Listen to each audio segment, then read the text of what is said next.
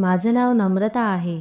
माझ्या पतीचं निधन होऊन आता 8 वर्ष झाली आहेत. मी स्वतः नोकरी करत घर चालवत होते. मात्र पतीची पेन्शन मी जपून ठेवत होते.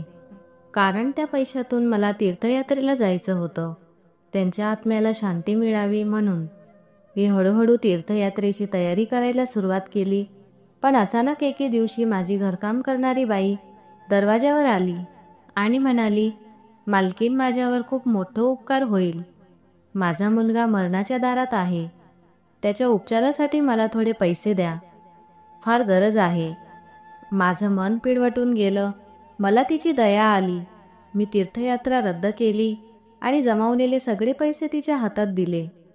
ती डोळ्यात अश्रू घेऊन म्हणाली, मालकीन, तुम्ही माझ्यासाठी देवदूतासारखे आहात. देव तुम्हाला कायम सुखी ठेवो. तिचं ते बोलणं ऐकून मी थोडं हसले. मनात म्हटलं, मी एक विधवा बाई, मला कोणता सुखाचा आशीर्वाद. ती गेल्यानंतर काही क्षणातच दरवाजावर जोरात ठोका पडला.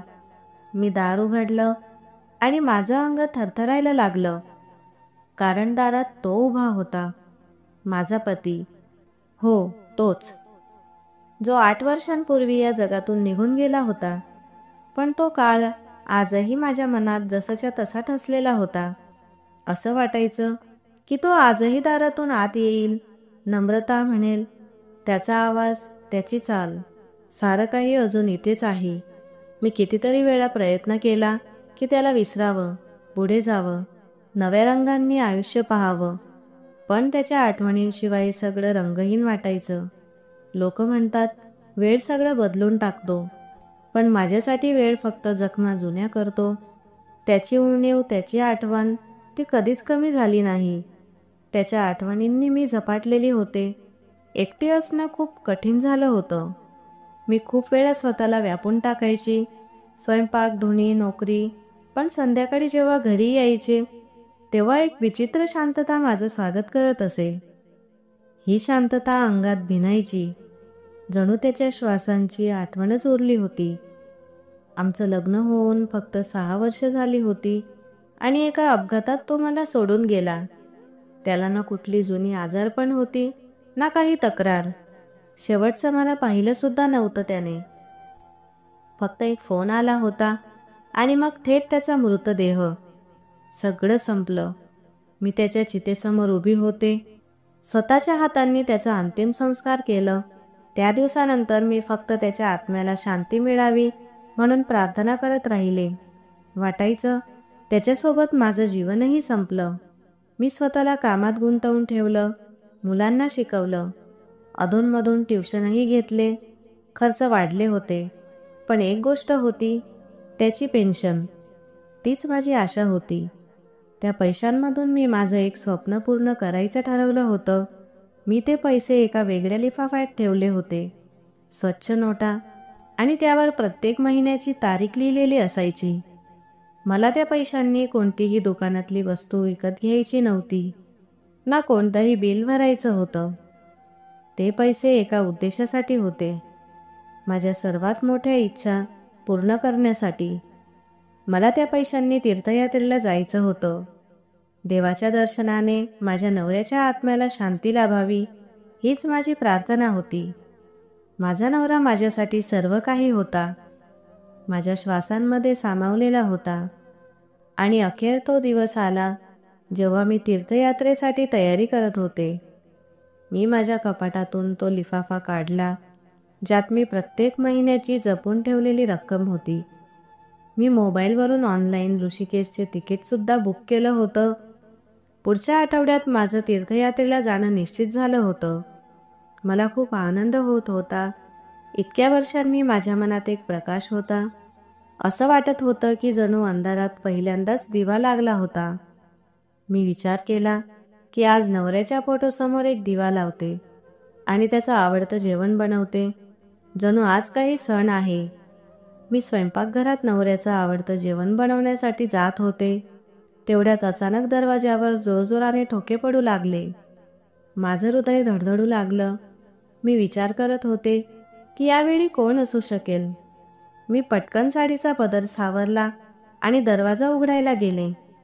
दरवाजा उघडला तर माझी कामवाली उभी होती. तिचा चेहरा फिका पडलेला, अवस्था खूप खराब, कपडे विस्कटलेले, केसही अस्ताव्यस्त होते. तिचा आवाज थरथरत होता. ती म्हणाली, मालकीण, माझा मुलगा मरणार आहे, कृपया मदत करा. तो तापलाय, त्याची हालत खूप खराब आहे. डॉक्टर म्हणतात की तात्काळ ॲडमिट करा, नाहीतर काहीही होऊ शकतं. पण माझ्याकडे रुग्णालयात ॲडमिट करण्यासाठी पैसेच नाहीत. मी तिला पाहिलं. ही तीच बाई होती जी वर्षानुवर्ष माझ्या घरी काम करत होती, माझ्या वस्तू जपून ठेवत होती, माझ्या नंतरही सगळं नीटनेटकं ठेवत होती. ती आज इतकी असहाय्य उभी होती. माझं मन हेलावलं. मला तिला तात्काळ मदत करावी असं वाटलं. मी माझ्या खोलीत गेले, कपाट उघडलं आणि तोच लिफाफा काढला. काही न बोलता तिच्या हातावर ठेवला आणि म्हणाले, हे घे, लगेच तुझ्या मुलाचा उपचार कर. उशीर करू नकोस. देव त्याला लवकर बरा करेल. ती रडू लागली आणि माझे पाय धरून म्हणाली, देव तुम्हाला सदा सौभाग्यवती ठेवो. मालकीण, तुम्ही माझं फार मोठं संकट हलकं केलं आहे. ती म्हणाली, मालकीण, देव करो तुमचा नवरा सदैव जिवंत राहो. हे ऐकून मी हसू लागले. मी तिचा हात धरून तिला उचललं आणि म्हणाले, अगं, मी तर विधवा आहे, तुला माहीत आहे, तरीही अशी कसलीशी शुभेच्छा देतेस. तिचं आशीर्वादाचं वाक्य अजूनही माझ्या कानात घुमत होतं. सदा सौभाग्यवती राहो. ही कशी भावना होती, हे कसे शब्द होते. ती आपल्या डोळ्यातले अश्रू पुसत तात्काळ निघून गेली आणि मी मागे वळून स्वयंपाकघरात परत आले. मी दरवाजा आतून बंद केला. मी नुकतीच किचनमध्ये आले होते की पुन्हा एकदा जोरजोरात दरवाजावर टकटक होऊ लागली. यावेळेस दरवाजा इतक्या जोरात वाजवला जात होता, जणू कोणी आत यायचं असेल म्हणून अधीर झालं होतं. मी थांबले. माझं हृदय इतक्या जोरात धडधडू लागलं की जणू आता थांबणारच आहे. मी स्वतःला विचारलं, आता कोण आहे? मी हळूहळू पावलांनी दरवाजाकडे जायला सुरुवात केली, पण आतून एक विचित्र बेचैनी हळूहळू मनाला वेढू लागली. काळजाची धडधड इतकी वाढली की वाटलं एखादी अनोळखी आपत्तीच दरवाजावर दस्तक देत आहे. जणू वेळच थांबून गेला होता.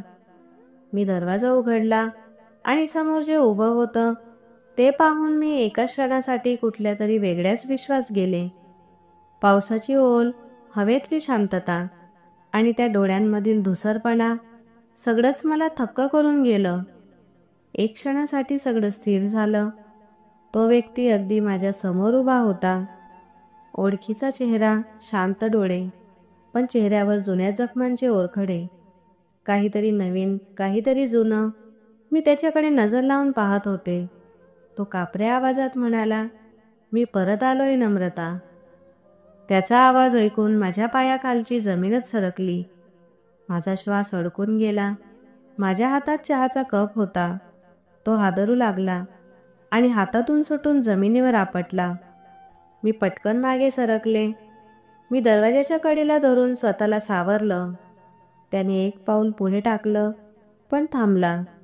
कदाचित माझ्या डोळ्यातला भीतीचा भाव त्याने ओळखला होता. त्याने मला सावरण्याचा प्रयत्न केला आणि म्हणाला, नम्रता, मीच आहे, तुझा नवरा अनुज. मला फक्त आत येऊ दे.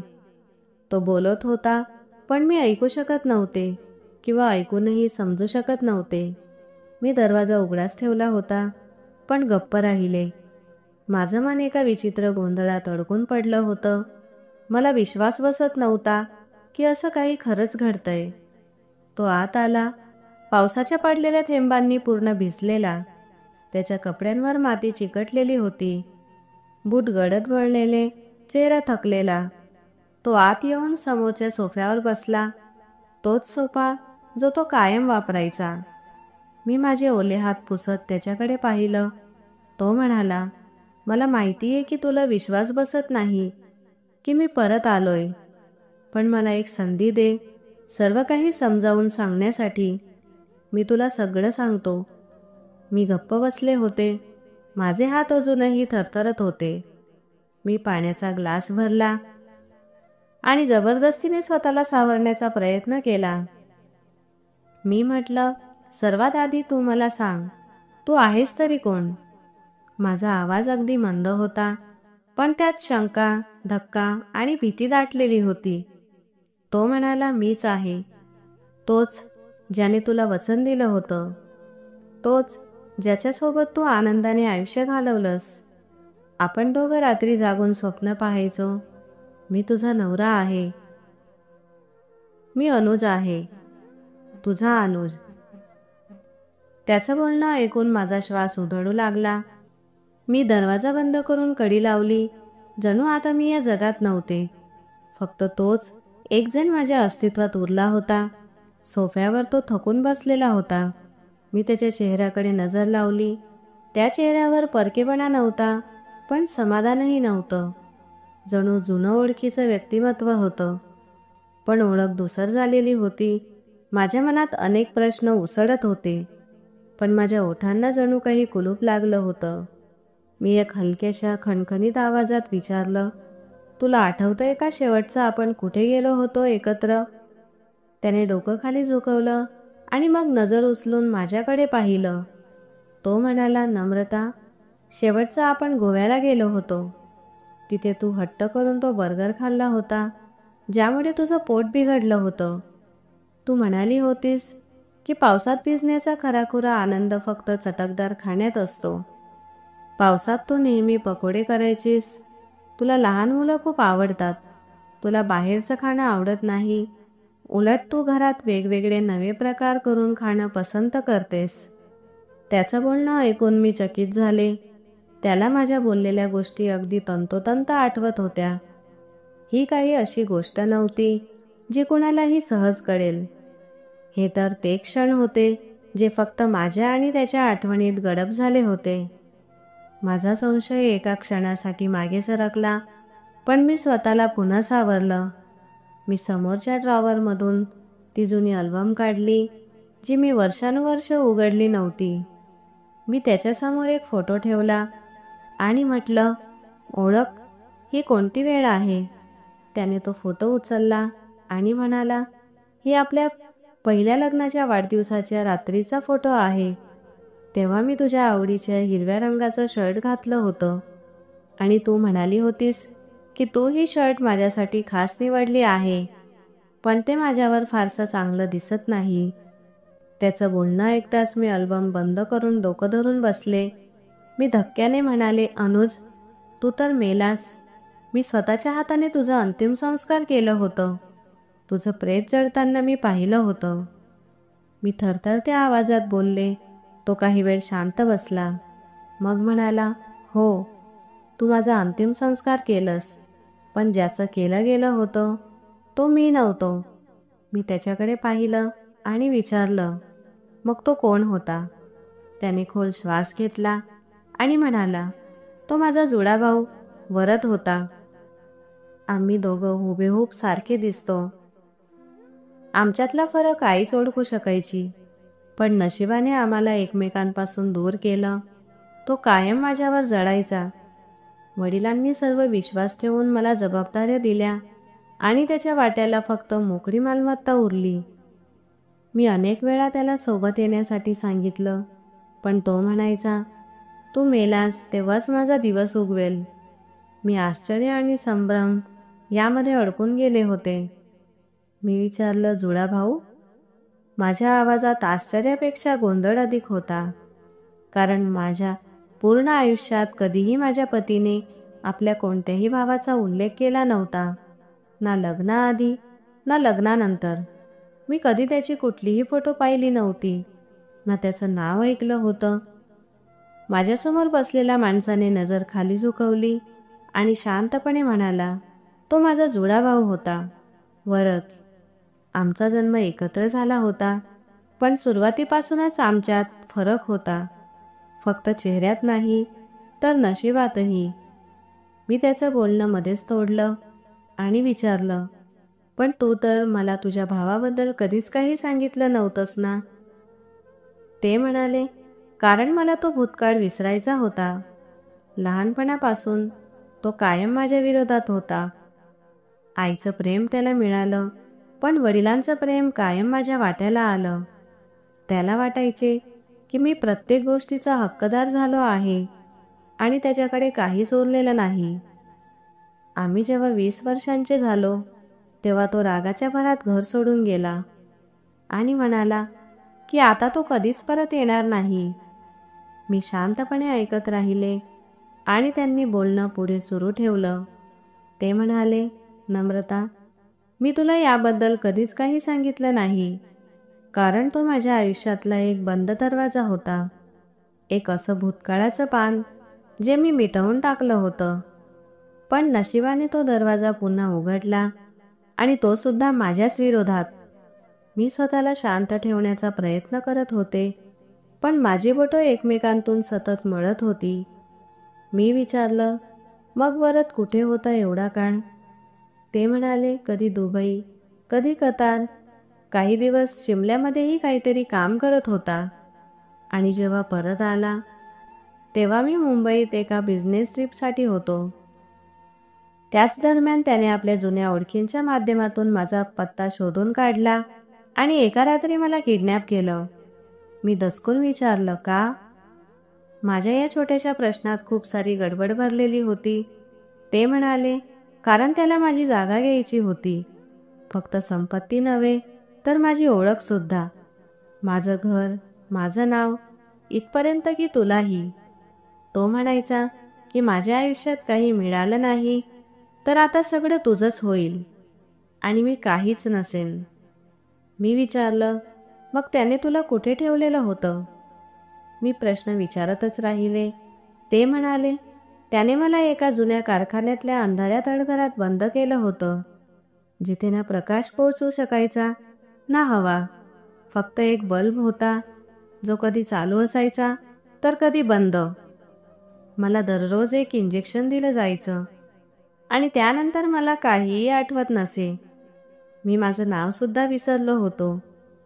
तो मला पुन्हा पुन्हा सांगायचा की तू वरद आहेस. मी डोळे बंद करून एक खोल श्वास घेतला. माझ्या डोळ्यात एक प्रचंड आवाज घुमायला लागला होता. मी विचारलं, मग तू परत कसा आलास? ते म्हणाले, त्या दिवशी तो मला इंजेक्शन देणं विसरला, कदाचित कुठे गेला होता किंवा दुसऱ्या काही कामात अडकला होता. मी अर्धवट शुद्धीत होतो. तळघराच्या भिंतीपलीकडे काही लोक बोलत होते आणि त्यातल्या एका व्यक्तीनं माझं खरं नाव घेतलं, अनुज. तो आवाज ऐकताच माझ्या आठवणींचं बटन जणू चालू झालं. मी स्वतःला ओळखायला लागलो. तुकड्यात का होईना, पण सगळं पुन्हा आठवायला लागलं. मी तळघराच्या खिडकीतून उडी मारली, जखमी झालो, पण पळून जाण्यात यशस्वी झालो. मी त्याच्या हाताकडे पाहिलं. त्याच्या हातावर पट्टी बांधलेली होती. ते म्हणाले, ही जखम तिथलीच आहे. आणि वरद, तो एखाद्या जुन्या वैऱ्याशी झालेल्या भांडणात मारला गेला. त्याचं प्रेत मिळालं. त्याचा चेहरा माझ्यासारखाच होता. त्यामुळे सगळ्यांना वाटले की तो मीच आहे. मी टेबलावर ठेवलेला एक जुना परवाचाच आलेला वर्तमानपत्र घेतला आणि त्याला दाखवला. त्यात त्या मृतदेहाची छायाचित्र होती. मी म्हणाले, हीच ती तारीख आहे, हीच ओळख, हेच सत्य. त्याने मान हलवली आणि म्हणाला, कारण त्याच्याकडे माझे ओळखपत्र होते, माझे कागदपत्र, आणि तू त्या धक्क्यात इतकी हरवून गेली होतीस की काहीही विचारण्याची तुझ्यात ताकदच राहिली नव्हती. म्हणून तू सगळ्यांवर विश्वास ठेवलास. मी हळू आवाजात विचारलं, अनुज, तुला माझी आठवण कशी आली? तो माझ्याकडे पाहत म्हणाला, जेव्हा मी हॉस्पिटलमध्ये होतो एक बेनामी पेशंट म्हणून, तेव्हाही एक चेहरा रोज माझ्या डोळ्यांसमोर यायचा. तो तुझा चेहरा होता. तुझे हात, तुझं हास्य आणि ती सवय की तू चहा ढवळून झाल्यावर चमचा कपातच ठेवायचीस, टेबलावर नाही. मी जोरात हसत म्हणाले, अनुज, मी आजही तसंच करते. तो म्हणाला, मी ठरवलं होतं की मी तुला शोधणारच. मी अनेक ठिकाणी गेलो, जुने पत्ते शोधले, कम्प्युटरवर तुझे अकाउंट तपासले, तुझ्या जुन्या बँक शाखेमधून घराचा पत्ता मिळवला, आणि आज देवाच्या कृपेने मी तुझ्यासमोर बसलो आहे. तू मला परत सापडलीस. मी काही वेळ शांत राहिले. मग अचानक एक विचार डोक्यात आला. मी विचारलं, पण वरदच्या मृतदेहाची ओळख कशी पटली? DNA टेस्ट तर कुणी केली नाही. तो म्हणाला, त्याचं रूप अगदी माझ्यासारखंच होतं. त्याच्याकडे माझे डॉक्युमेंट्स होते आणि तू धक्क्यात होतीस. तू फक्त मान्य केलास की मी मेलो आहे. मी वेदनांनी म्हणाले, मी स्वतःचे प्रेत पाहिलं होतं. तो शांतपणे म्हणाला, हो, तू पाहिलंस, पण ओळखलंस का? तो चेहरा ज्यावर तू रडलीस, तो माझा लहान भाऊ वरद होता. मी नव्हतो. मी पडदा बाजूला सारून खिडकीकडे पाहिलं. पाऊस थांबला होता, पण अंधार अजून होता. मी विचारलं, आता पुढे काय? पण त्याचं उत्तर मला आधीच माहीत होतं. माझ्या नवऱ्याने म्हटलं, आता सत्य समोर आणणं आवश्यक आहे आणि तुला यावर विश्वास ठेवावा लागेल की मीच तुझा नवरा अनुज आहे, जो तुझ्या प्रत्येक आनंदात, दुःखात आणि वचनात सोबत होता. मी त्याच्याकडे पाहिले. पहिल्यांदा माझ्या मनाने शांतपणे कबूल केलं की तो खोटं बोलत नाही. पण माझं शहाणपण अजूनही प्रश्नांनी भरलेलं होतं. अजूनही अनेक प्रश्न अनुत्तरित होते. त्या रात्री मी बराच वेळ जागी राहिले. त्याने जे काही सांगितलं ते काही साधं नव्हतं. जुळा भाऊ, अपहरण, ओळखीची चोरी, मृत्यू, हे सगळं एक असं जाळं होतं की मला कळालंच नाही की केव्हा माझे पाय त्यात अडकले. सकाळी मी तयार झाले आणि घराच्या त्या भिंतीपाशी जाऊन उभी राहिले, जिथे माझ्या नवऱ्याच्या शेवटच्या क्षणाची फोटो लावलेली होती, माळा घातलेली. मी त्या फोटोवर हात फिरवला. असं वाटत होतं की माझ्या काळजावर एक मोठा दगड ठेवला आहे. मी त्या फोटोवर हाताने अनेकदा स्पर्श केला, जणू तो फोटो उत्तर देईल की मी अनुज नाही, मी वरद आहे. माझ्या मनाने प्रश्न विचारला आणि माझ्या मेंदूमध्ये एक आवाज आला. मी ती नजर त्या फोटोवर स्थिर केली, जिथे खाली नाव लिहिलं होतं, स्वर्गीय अनुज रावल. हेच ते नाव होतं, ज्याच्यासाठी मी अनंत पूजा, व्रत, प्रार्थना केल्या होत्या. देवापुढे हात जोडले की त्याच्या आत्म्याला शांती लाभो. मी डोळे बंद करून त्या विश्वासावर पडदा टाकला होता, पण आता त्या विश्वासाला तडा गेला होता. मी हळूहळू त्या फोटोवरून हात फिरवला. असं वाटत होतं की माझं हृदय ढगांमधून पडणाऱ्या विजेसारखं धडधडतंय. मी इतकी आंधळी झाले होते का की मी काहीच ओळखू शकले नाही? मी खरोखरच धक्क्यात होते की मी फक्त तेच मान्य केलं जे सगळ्यांनी सांगितलं? मला आठवलं, ज्या दिवशी माझ्या नवऱ्याचा अंतिम संस्कार झालं होतं, त्याच्या काकांनी सांगितलं होतं, चेहरा फार खराब झाला आहे, ओळखू येत नाही, अपघात खूप भयंकर होता.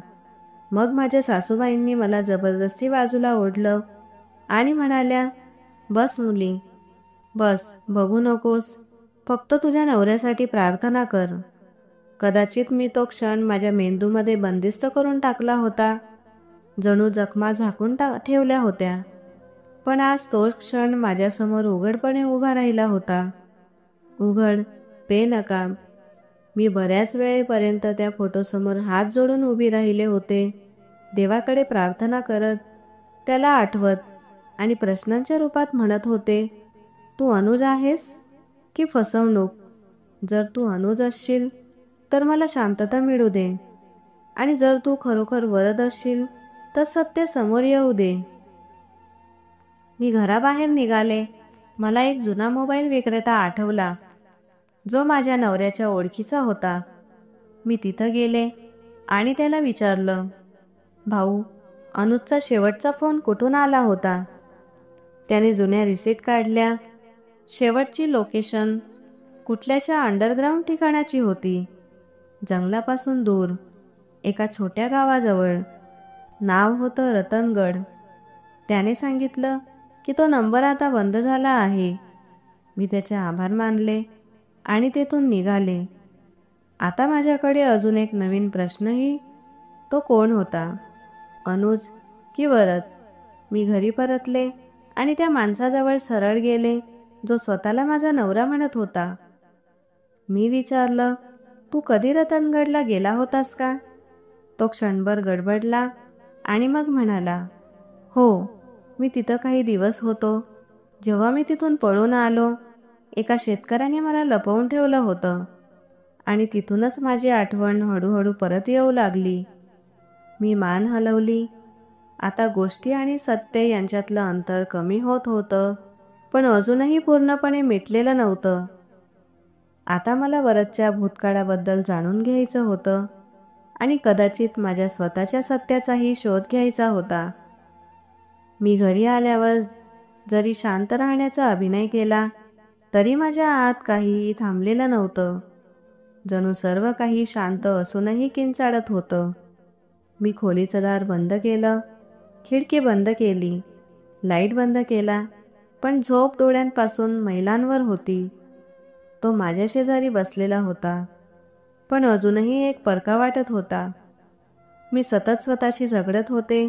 एका बाजूला तो माणूस होता जो म्हणत होता की तोच माझा नवरा आहे, आणि दुसऱ्या बाजूला माझं मन, जे वर्षानुवर्षे एका विश्वासावर रडत बसलेलं होतं की माझा नवरा मरण पावला आहे. दुसऱ्या दिवशी सकाळी नाश्त्याच्या टेबलवर शांतता पसरलेली होती. तो माणूस ज्याने स्वतःला माझा नवरा म्हटलं होतं, माझ्यासमोर चहा ढवळत होता, अगदी तसाच जसा अनुज ढवळायचा, आवाज न करता, हळुवारपणे चमचा कपात फिरवत. ही एक छोटीशी खूण होती, पण माझ्या मनाने सांगितलं की हे पुरेसं नाही. मी माझे प्रश्न वाढवले आणि खूप सौम्य आवाजात विचारलं, जर तू माझा नवरा आहेस तर तुला माझ्या हातांचा स्पर्श आठवत असेल, माझा आवाज, माझ्या प्रार्थना, ज्या फक्त तूच ओळखत होतास. त्याने चहाचा एक घोट घेतला आणि काही क्षण गप्प राहिला. मग हळू आवाजात म्हणाला, नाही, मी सगळं विसरलो आहे, फक्त एक गोष्ट सोडून, तुझा चेहरा, जो माझ्या स्वप्नांमध्ये यायचा, रोज, दिवस रात्र. मी हळूच त्याच्या हातातून चहाचा कप थांबवला आणि म्हटलं, हे पुरेसं नाही.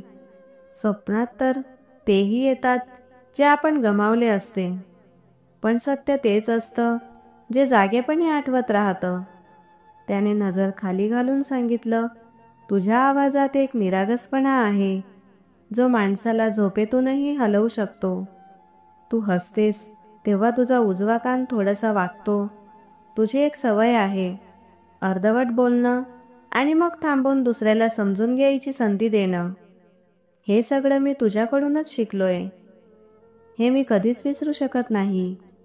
मी काही क्षण गप्प राहिले, पण माझ्या मनातली शंका अजूनही तग धरून होती. मग मी खोलीत गेले आणि एक छोटंसं बॉक्स काढला ज्यामध्ये जुनी स्मृती होती, मेडिकल रिपोर्ट्स आणि काही जुने पत्र होते. मी ते रिपोर्ट्स टेबलवर ठेवले आणि म्हटलं, ही माझी मेडिकल फाईल आहे. माझा रक्तगट, माझ्या ॲलर्जी आणि माझे जुने हॉस्पिटल रेकॉर्ड. तुला काही आठवतं का?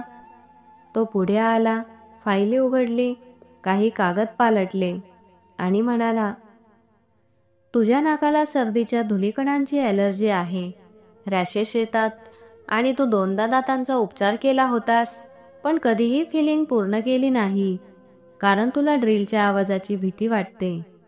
मी श्वास रोखून त्याच्याकडे पाहत राहिले. त्याच्या बोलण्यात ना खोटेपणा होता ना गोंधळ. जणू तो कुठल्याशा रंगहीन स्वप्नातून जागा होऊन खरं सांगत होता. मी पुढचा प्रश्न विचारला, आणि ती चिठ्ठी जी मी तुझ्या वाढदिवशी दिली होती, ज्यावर काही खास लिहिलं होतं? त्याने डोळे बंद केले आणि शब्द उच्चारू लागला, जगणं कदाचित एक प्रवास आहे, पण तू तो एकटाच प्रवासी आहेस ज्याला मी शेवटच्या स्टेशनपर्यंत सोबत ठेवू इच्छिते. तुझी नम्रता. माझे ओठ थरथरले. ही तीच चिठ्ठी होती जी मी स्वतःच्या हातांनी लिहिली होती, आणि तिची शेवटची ओळसुद्धा हीच होती. मी मन थांबवत बसायचा प्रयत्न केला, पण शंका अजूनही माझ्या मनाच्या कोपऱ्यात उभी राहिलेली होती. मी विचारलं, तू म्हणतोस की तुझी आठवण गेली होती, मग परत कशी आली?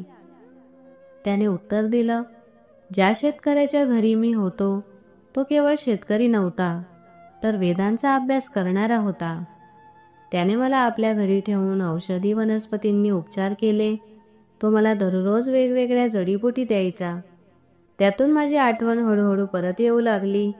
माझ्या डोळ्यांसमोर सतत तुझं रूप, तुझा चेहरा, तुझा आवाज दिसत होता, जसं कुणीतरी बंद दरवाजा पुन्हा उघडला होता. मग मी ठरवलं, स्वतःला पुन्हा शोधणार. मी माझे ओळखीचे डॉक्युमेंट पुन्हा बनवले, जुन्या मित्रांशी संपर्क केला आणि एक दिवस बँकेतून तुझा जुना पत्ता मिळाला. मी चकित होऊन विचारलं, म्हणजे तू माझ्या पेन्शनला हात लावला? तो म्हणाला, नाही, हे फक्त वरचा देव जाणतो की तुझ्या नावावर मी काहीही स्पर्श केलेलं नाही.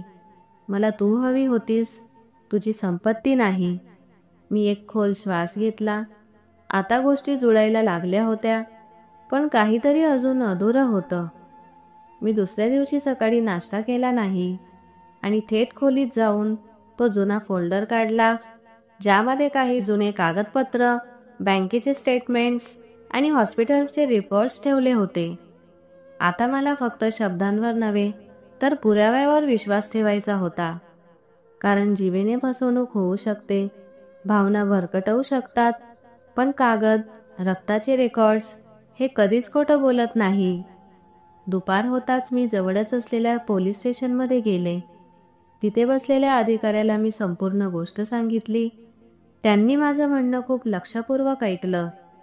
मी फक्त एवढंच सांगितलं की हे ओळखीचा गोंधळ आहे आणि एक मयत व्यक्तीची खरी ओळख पटवायची आहे. ते म्हणाले की DNA टेस्टसाठी तुम्हाला सरकारी परवानगी घ्यावी लागेल. त्यानंतर आम्ही केस पुढे नेऊ. मी लगेचच तयार झाले. मी अनुजला, जो अंगणात बसला होता, आवाज दिला आणि सांगितलं की लगेचच आपल्याला हॉस्पिटलला जावं लागेल. त्याने विचारलं, का? मी म्हणाले, मला तुझा रक्ताचा नमुना द्यायचा आहे. तो थोडा वेळ चकित झाला, काही क्षण विचारात राहिला आणि मग म्हणाला, चालेल, मी तयार आहे. आम्ही दोघं जवळच्याच एका खाजगी क्लिनिकमध्ये गेलो. तिथे त्याचा रक्ताचा नमुना घेतला गेला आणि सांगितलं गेलं की रिपोर्ट 2 दिवसांनी मिळेल. मी क्लिनिकच्या भिंतीकडे पाहिलं.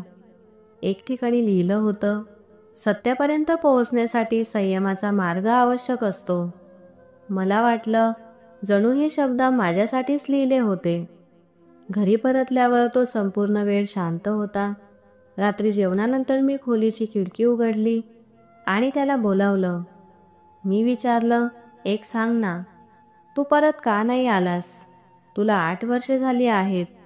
तो थोडा वेळ शांत राहिला, मग भिंतीला टेकून हळू आवाजात म्हणाला, मला एका जुन्या फॅक्टरीच्या तळघरात बंद करून ठेवलं होतं.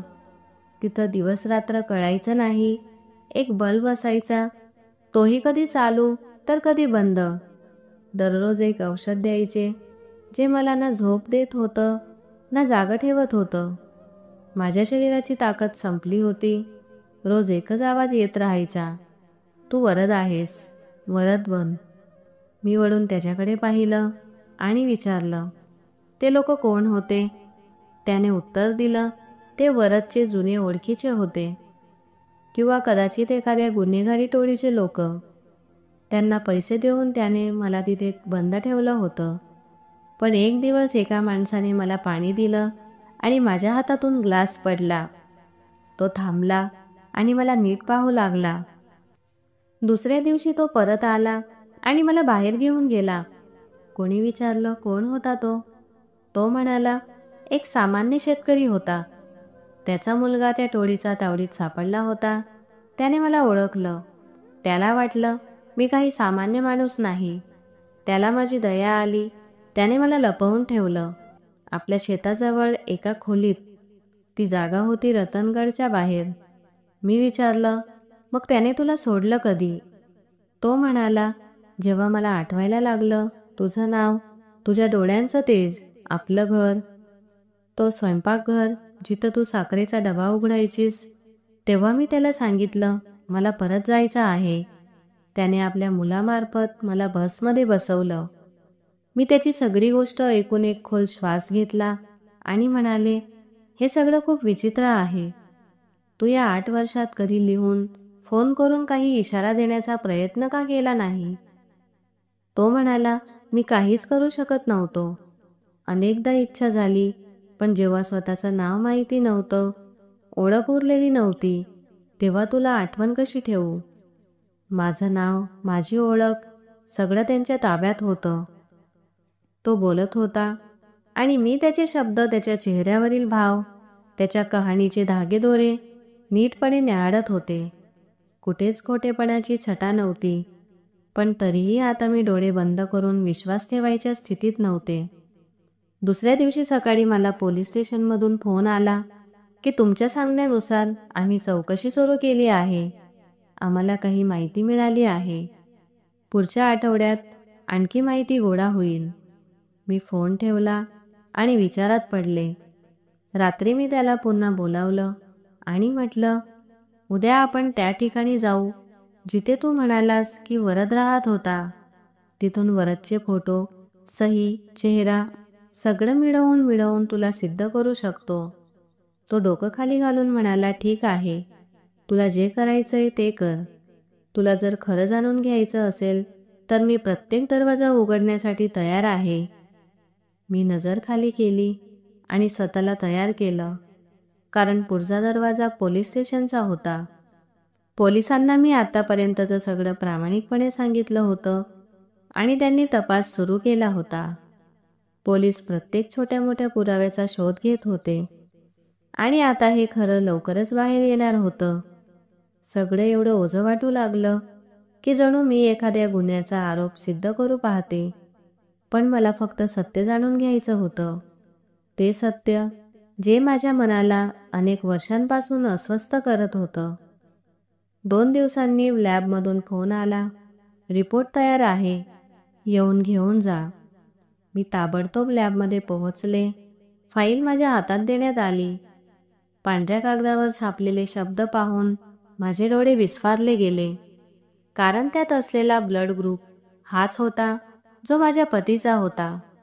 कारण जोडी भावंड असो किंवा सख्खे, सगळ्यांचा ब्लड ग्रुप एकसारखा नसतो. माझ्या पतीचा जुना DNA रिपोर्ट आणि हा नवीन रिपोर्ट पूर्णतः जुळत होते.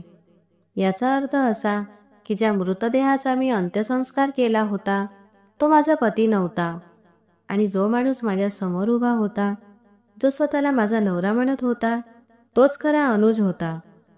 मी ती फाईल उचलून घेतली आणि घाईघाईने घरी आले. तो अंगणात बसलेला होता आणि आकाशाकडे पाहून प्रार्थना करत होता. मी फक्त एवढंच म्हटलं, तू खरंच माझा नवरा आहेस. त्याने डोळे उघडले, माझ्याकडे पाहिलं आणि हळूहळू माझ्या जवळ आला. तो म्हणाला, तुला अजून माझ्यावर विश्वास नाही ना? मी एक पाऊल मागे घेतलं, खुर्ची पकडून बसले. माझ्या आतून जणू वर्षानुवर्षांचा संयम तुटून गेला होता. डोळ्यातून अश्रू वाहू लागले, ओठ थरथरू लागले आणि तोंडातून शब्दही निघत नव्हते. मला स्वतःवरच विश्वास बसत नव्हता. पण मी काय केलं असतं? त्याने काहीही न बोलता शांततेतच त्याच्या डोळ्यांनी खूप काही सांगितलं होतं. मी चेहरा लपवायचा प्रयत्न केला, पण तो समोर येऊन उभा राहिला. DNA रिपोर्ट आल्यानंतर माझ्या डोक्यातील सगळ्या गोंधळलेल्या गाठी एकामागून एक सुटू लागल्या. ते प्रेत जिला अनुज समजून जाळलं गेलं होतं आणि जो समोर बसलेला होता तोच खरा अनुज होता, जो वारंवार माझ्यासमोर सत्य मांडत होता. पण आता प्रश्न बदलले होते. आता सत्य सिद्ध करणं नव्हे, तर त्या सत्याची मुळं शोधणं गरजेचं होतं. माझ्या मनाने ठरवलं, जर फसवणूक झाली आहे तर आता संपूर्ण गोष्ट जाणूनच घ्यायची. मी बसून अनुजला विचारलं, वरदने हे सगळं का केलं? तो सोफ्यावर टेकून बसला. जणू जुनी जखम परत उघडली गेली होती.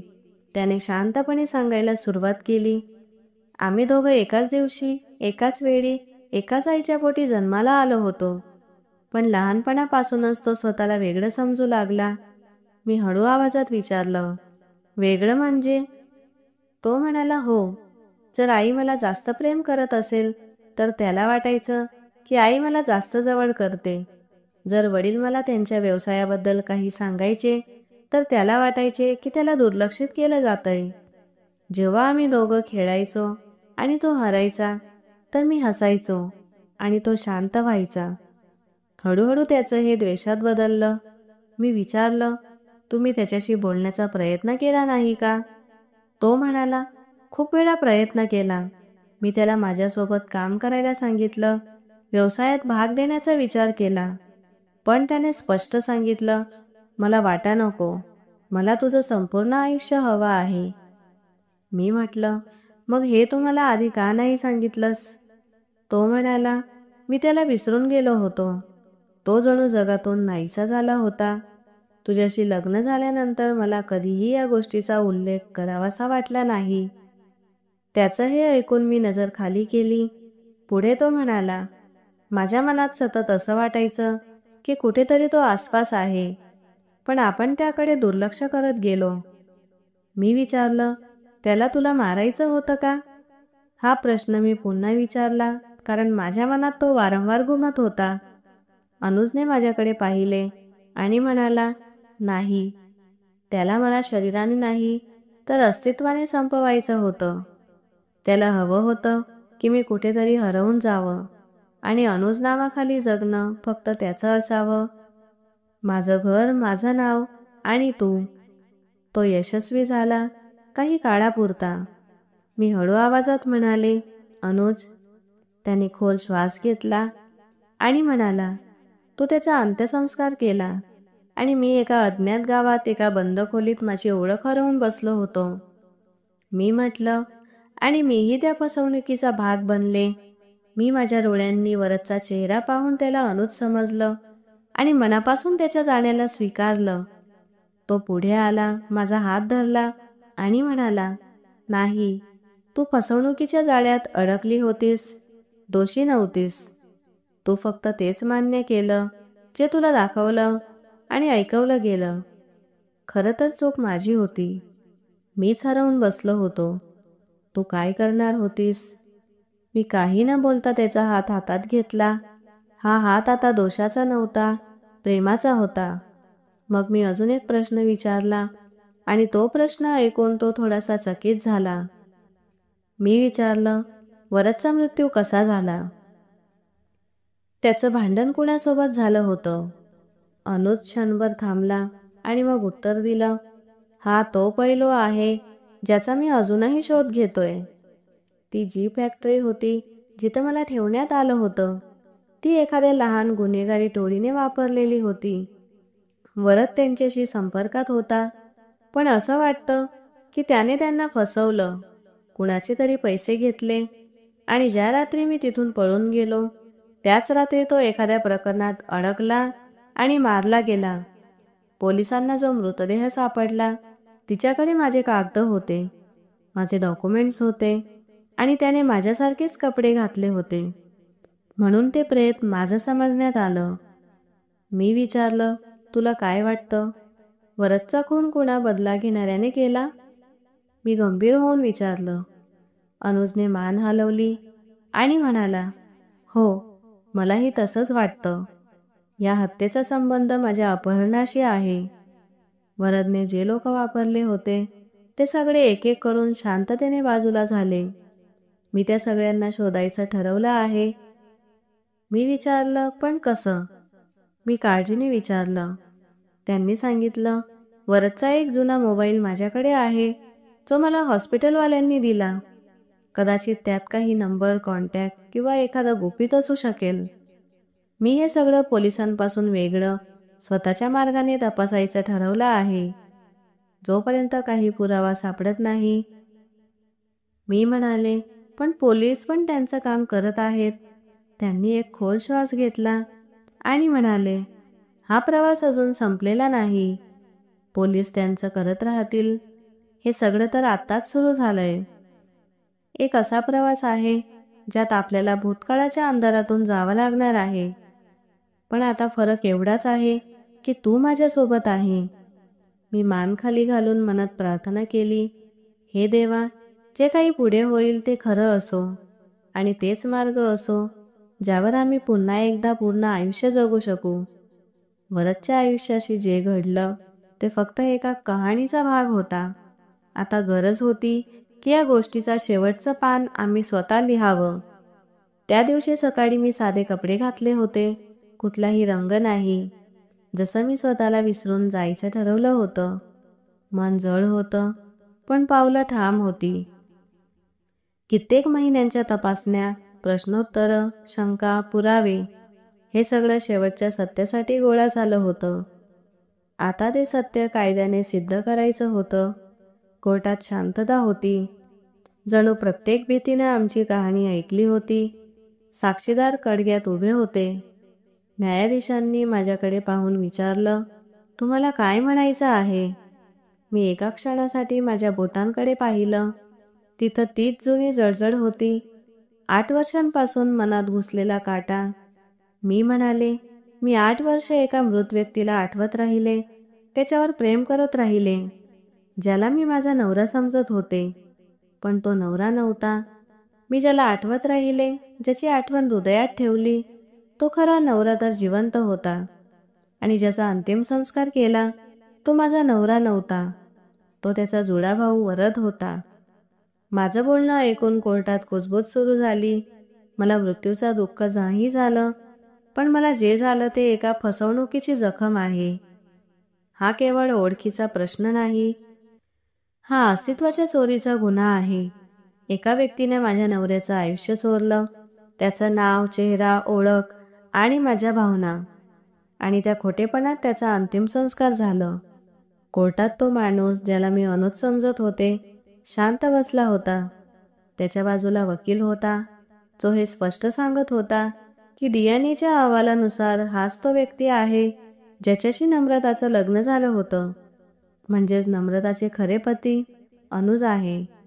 वरदचा मृत्यू जो एका अपघातात झाला होता, तो आता हत्या म्हणून नोंदवला गेला होता. त्याच्यावर बनावट कागदपत्र आणि आर्थिक फायद्यासाठी गैरफायदेशीर कृत्य केल्याचा आरोप ठेवण्यात आला होता. जरी तो आता या जगात नव्हता, तरी त्याचा गुन्हा जिवंत होता. न्यायालयाने या खटल्यावर टिप्पण दिलं की हा प्रकार केवळ ओळखीपुरता नव्हता, तर भावना आणि विश्वासाच्या हत्येचा होता. असे प्रकरण कायद्याच्या दृष्टीने नवीन उदाहरणं ठरतील. सर्व सुनावणी पूर्ण झाली, निर्णय जाहीर झाला आणि फाईल बंद करण्यात आली. पण माझ्या मनातली फाईल अजूनही उघडीच होती, प्रश्नांनी आणि भीतीने भरलेली. कोर्टातून बाहेर येताच सूर्य प्रखर झाला होता. तो माझ्यासमोर उभा होता, तोच माणूस ज्यासाठी मी कधी मेहंदी रचली होती, ज्यासाठी मी स्वप्न रंगवली होती आणि ज्याच्या अंतिम संस्कारात मी आपला विश्वास गमावला होता. काही क्षण आम्ही दोघं शांत उभे होतो.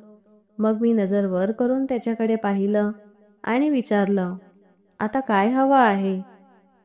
तो हळू आवाजात म्हणाला, जिच्या नावावर मी आजपर्यंत जिवंत राहिलो, ती स्त्री जर मला पुन्हा स्वीकारेल तर तेच माझ्यासाठी पुरेसा आहे. त्या आवाजात ना खोटेपणा होता, ना हट्ट, ना तक्रार, फक्त थकवा होता. जणू वर्षानुवर्ष साचलेल्या वेदना आता शब्दांच्या रूपात बाहेर पडत होत्या. मी मान खाली घालून स्वतःलाच विचारलं, मी पुन्हा तीच होऊ शकते का? आपलं नातं पुन्हा उभारू शकते का? जे नातं मृत्यूनंतर संपलं होतं ते पुन्हा उगम पाहू शकतं का? उत्तर माझ्याकडे नव्हतं, पण मी एवढंच म्हटलं, वेळ कदाचित सगळं काही बदलत नाही, पण निर्णय मात्र घेतो. अनुजने मान डोलावली आणि म्हणाला, मी वाट पाहीन. कितीही वेळ लागला तरीही, कितीही अडचणी येऊ दे. आम्ही दोघं सुईसारखे वेगवेगळ्या रस्त्यांवर निघून गेलो होतो, ना खूप दूर, ना अगदी जवळ. घरी परत आल्यावर सगळं बदललेलं वाटत होतं. भिंती, चित्र तशीच होती, पण त्यातून डोकावणाऱ्या आठवणी एका नव्या प्रकाशात उजळून निघाल्या होत्या. मी खोलीचं दार बंद केलं आणि कपाटातून ती जुनी पेटी काढली, ज्यात लग्नाच्या दिवशीच्या आठवणी आणि काही मौल्यवान गोष्टी ठेवलेल्या होत्या. हळूहळू मी एक एक फोटो बाहेर काढले.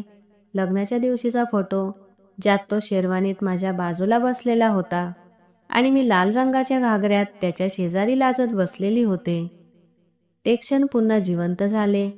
लग्नानंतरच्या पहिल्या होळीचा फोटो, ज्यात माझ्या नवऱ्याने स्वतःच्या हाताने माझ्या गालांवर रंग लावला होता. मी हळूहळू अल्बम पलटत गेले. त्या फोटोंचे रंग जणू बोलू लागले. आठवतं का हे क्षण, ही गंध, ही हास्य? प्रत्येक फोटोसोबत माझं मन म्हणत राहिलं, हे सगळं कुठल्याही खोटेपणात दडवता येणार नाही. ही खरी गोष्ट आहे. हेच तुझं आयुष्य होतं. हेच तुझं नातं होतं. तेवढ्यात खोलीच्या दरवाज्यावर हलक्याने ठोठावलं.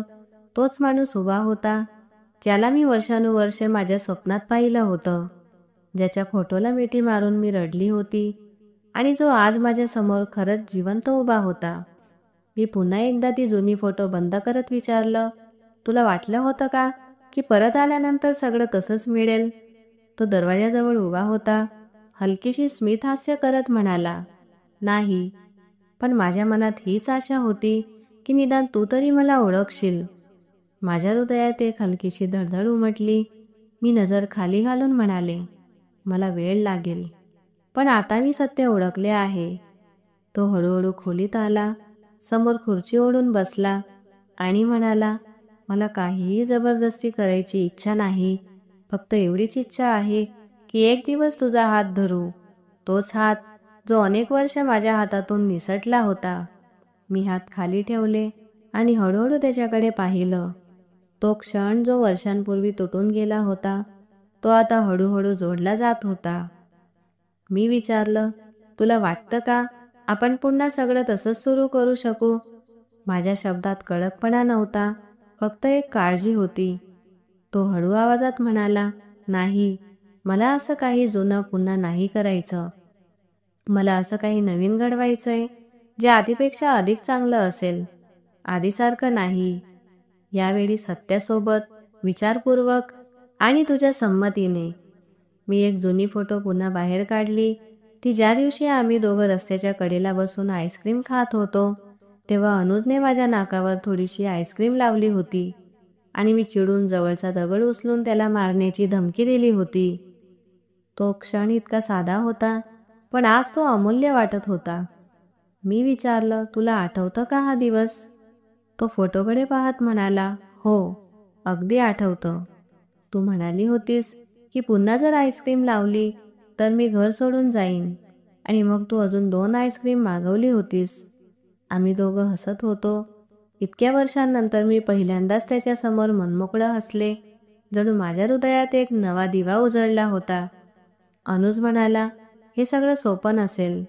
लोक बोलतील, आठवणी टोचतील, रात्री भीती वाटेल, पण आता मी आहे ना.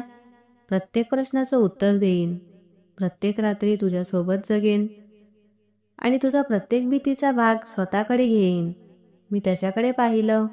अनुज, जो कधी माझा नवरा होता आणि आता माझ्या ओळखीचा तो भाग होता, जो काळाने माझ्यापासून हिसकावून पुन्हा परत दिला होता. मी हसून म्हणाले, पण एक अट आहे. तो थोडा चकित होऊन म्हणाला, कशी अट? मी उत्तर दिलं आणि अनुज हसतच मला मिठीत घेत म्हणाला, यावेळी नाकावर नाही तर थेट हृदयावर आईस्क्रीम लावीन, जेणेकरून तू कधी विसरू नकोस की आपण आपलं आयुष्य पुन्हा एकदा नव्याने सुरू केलं आहे. प्रेमाने, सत्याने आणि सन्मानाने. मी अंतःकरणाने देवाचे आभार मानले. जो दीप मी माझ्या नवऱ्याच्या फोटोसमोर लावायची, तो आता माझ्या मनात उजळला होता. पण ही प्रकाशाची ज्योत तेव्हाच टिकून राहील जेव्हा आम्ही दोघं एकमेकांची जपणूक करू. आता आम्ही दोघं तयार होतो नव्या सुरुवातीसाठी. आज 10 दिवसांनी आम्ही दोघं त्या ठिकाणी गेलो जिथे आम्ही पूर्वी नेहमी जायचो. संपूर्ण प्रवासात आम्ही एकही शब्द बोललो नाही, ना गरज होती ना धैर्य. तो क्षण जेव्हा शब्द संपतात आणि फक्त शांतता उरते, कदाचित तेच खरं प्रेमाचं रूप असतं. शहराच्या गोंगाटापासून दूर, नदीचा किनारा, जिथे आम्ही शांतपणे एकमेकांसोबत वेळ घालवायचो. पाण्याच्या वाहत्या लाटांपुढे बसलेले काही लोक, काही पाय पाण्यात बुडवून निवांत बसले होते. हे दृश्य एखाद्या गूढ सत्यापेक्षा जास्त प्रेमळ वाटत होतं. आम्ही तिथे खूप वेळ बसलो, बोललो. घरी आल्यावर आम्ही दोघांनी एकत्र जेवण केलं. मग ती फोटो वरदच्या मृत्यूच्या वेळी लावलेली होती आणि जी मी अनुजची समजून देवासमोर ठेवून प्रार्थना करत राहिले होते. मी त्या फोटोसमोर उभी राहून प्रार्थना केली, हे देवा, वरदसाठी क्षमायाचनेचा दरवाजा उघड. तो जगायचा होता, पण चुकीच्या मार्गाने. जर तो क्षमेच्या पात्र असेल तर त्याला माफ कर. माझे पती अनुज माझ्या मागेच उभे होते. त्यांची चाहूल मी ऐकली. त्यांच्या अस्तित्वाला मी जाणवलं. त्यांनी माझ्या खांद्यावर हलका हात ठेवला.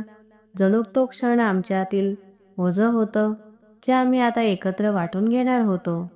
आम्ही घरी आलो. या नवीन आयुष्याच्या नव्या प्रवासात वरदने जे केलं ते कदाचित क्षमायोग्य नव्हतं, पण त्यातून आम्हाला खूप काही शिकायला मिळालं. थोड्या वेळाने मी अनुजकडे पाहत म्हणाले, आता मी विधवा नाही, ना फसवणुकीच्या कैदेत आहे. आता मी एक अशी स्त्री आहे जी सत्यासोबत जगू इच्छिते, आपल्या ओळखीच्या संगतीने. अनुजने माझा हात आपल्या हातात घेतला आणि म्हणाले, मला पुन्हा एकदा तो हात देशील का, ज्याने मला पूर्वी साथ दिली होती. मी क्षणभर विचार केला, मग माझा हात पुढे केला. ना गेलेल्या काळाची कैद, ना येणाऱ्या भीतीची छाया, फक्त सत्य, फक्त आम्ही दोघं. आम्ही दोघं एकमेकांसोबत अत्यंत आनंदी आहोत आणि आपल्या नव्या आयुष्याला जुन्यासारखी एक नवी संधी दिली आहे. पण यावेळी कोणतेही प्रश्न नाही आणि कोणताही भीतीचा अंधार नाही. तर मित्रांनो, आशा आहे की आमची ही कथा तुम्हाला नक्कीच आवडली असेल. कथा आवडली असेल तर कृपया व्हिडिओला लाईक करा आणि जर तुम्ही या चॅनलवर नवीन असाल तर चॅनलला सबस्क्राईब करायला विसरू नका. आपण पुन्हा भेटूया एका नवीन कथेसह. तुमच्या प्रेमासाठी मनापासून धन्यवाद.